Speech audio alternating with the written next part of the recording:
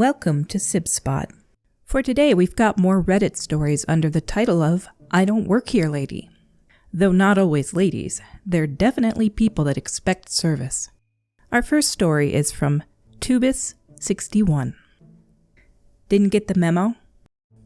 I have literally just ended a phone call that I really didn't expect.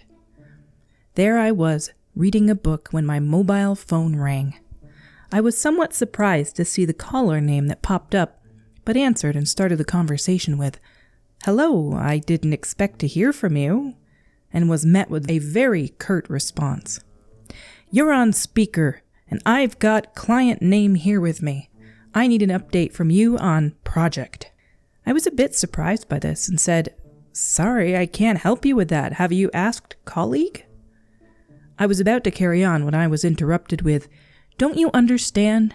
The client is here and I need an update now. This is not acceptable." I let him rant on for a few more sentences and then said, "Can I just stop you there? Not only will I not be giving you an update, I can't give you an update. Not only am I not working on that project, I don't even work for the company anymore. You were copied in on my resignation email."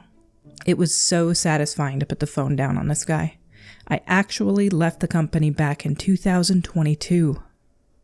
This guy tried the polite route, but his whatever his title is, boss, coworker, wouldn't listen, and he's right to simply hang up.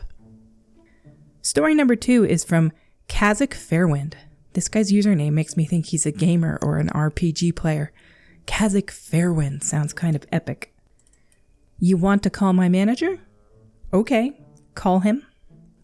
This happened over a year ago at a Walmart. For some context, on my days off, I have a blue Dickies work shirt that I wear whenever I go out that has pins and patches all over it as my sort of battle vest, if you will. This fact means that more than once I have been mistaken as a Walmart employee, which I normally just brush off, but this dude took it to another level. So I go to Walmart to drop my car off for an oil change. I decide that I'll walk to the store though, since it was hot out, then across the parking lot to a fast food joint for lunch. As I'm walking down one of the aisles, I hear a grumpy, "Sir," from the other side over a pallet of products. I just sort of ignore it and keep walking. A quick look at me should tell you that I don't work here. But this guy walked around the pallets and gets right in front of me, all the while yelling, "Sir," at me. I stop because he's now right in front of me and pop out one of my earbuds, to which the guy starts to go off on me. "Are you going to effing help a customer or just effing ignore me? You shouldn't have your hat or effing headphones on at work," he yells. I just roll my eyes and say, "That was rude, but no, I will not help you." I then gestured at my lack of Walmart name badge and all the pins and patches on my shirt, trying to imply that I don't work here. "Well, I want to speak to your manager. You shouldn't treat customers like this." I start to pull my phone out and scroll through my contact till I find my manager. Mind you, my manager at the time was a grumpy old man from Tennessee who would take zero garbage from anyone. Had this guy called my manager, he would have had his butt verbally handed to him. "You want to speak to my manager? Okay, but he's going to tell you the same thing I'm about to tell you. F off. Don't yell at anyone like that." Dude is now getting more angry as I show him my manager's number. "Go ahead. Call him. Tell him I didn't help you out. I don't work here, and it's my day off. You shouldn't be treating people who do work at the store like this." The guy just mumbled something, then pushed past me and walked away, having never called my manager. The next time I was at work, I told my manager the story, and he got a laugh out of it, saying that he would have loved it if that guy had called him. You know the saying, assumptions make a blank out of you and me. This guy assumed the guy who was shouting at was working there. Assumptions aside, what kind of person is this rude to somebody they don't know? This is just one more example of why we need mental health initiatives in countries. And we need to teach people not to be nuts and also to be kind and compassionate. The third story is by Emily Blaze. Actually, a pleasant experience of I Don't Work Here Lady. Was at GameStop a few days ago to see if they got anything new in the DS cartridges I could trade for. I found something I wanted, but the guys were in the back doing something. So I started looking at the games on the walls when this elderly couple came in. Keynote, I wear a lot of black, so I do occasionally get mistaken as a worker in certain places. So they were pretty clearly out of their depth, looking around and spotted me and came over with the usual, "Excuse me, honey," and proceeded to tell me how they just got custody of their 3 grandkids from their dead daughter's ex, who was abusive, and during the proceedings the dad had destroyed their game system and all their games in a fit of rage. So as a welcome home present, they wanted to get them a whole new system and set them up with games.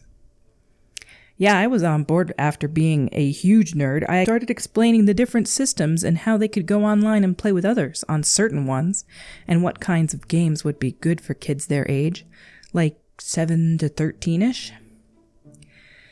Took around 10 minutes and they were really nice and appreciated the help. And when they got to the front, the guy came out from the back to ring them up, and they complimented him on having such a nice employee. He looked at me in confusion and said, "She doesn't work here." Not all stories are negative, and it's really nice to see feel-good stories on occasion. One final short story is one that I just thought was kind of cute, and this one is by Abracadaverous. I guess we're shopping together now? I'm very tall, and because of that, I get asked to pull things down at the grocery store pretty regularly.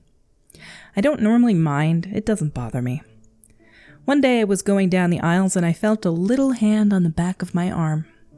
I turned around and nobody was there. I looked down and there was the tiniest, oldest lady I've ever seen. Like, she and Methuselah were in diapers together. "Hi," I squeaked out. But she didn't say anything. She wrapped her hand around my wrist and we went for a freaking walk. She very daintily dragged me around the store while I pushed her cart, and she pointed at things, and I put them in her cart. She never spoke to me. I don't know if she couldn't, or didn't know English, or was disabled, or something. We just went down every aisle until her basket was full. Then she pushed her cart away to the checkout, and that was it. My uncle likes to make joking references about Methuselah. It was always understood he meant very old, like when he said a pair of my sandals, which I used for beach going, were as old as Methuselah's or the Jesus sandals. I threw them away not long after that, but I never really knew who Methuselah was until I read this post. Apparently in the Bible he's the grandfather of Noah and was born in 3074 BC. This story was nice though, no complaints, just helped her. I enjoyed today's episode. There's so many negative stories, and those are amusing for sure, but it's nice to hear people just being kind now and then. Faith in humanity needs to be restored once in a while. As is standard here, until we meet again, have a splendid day.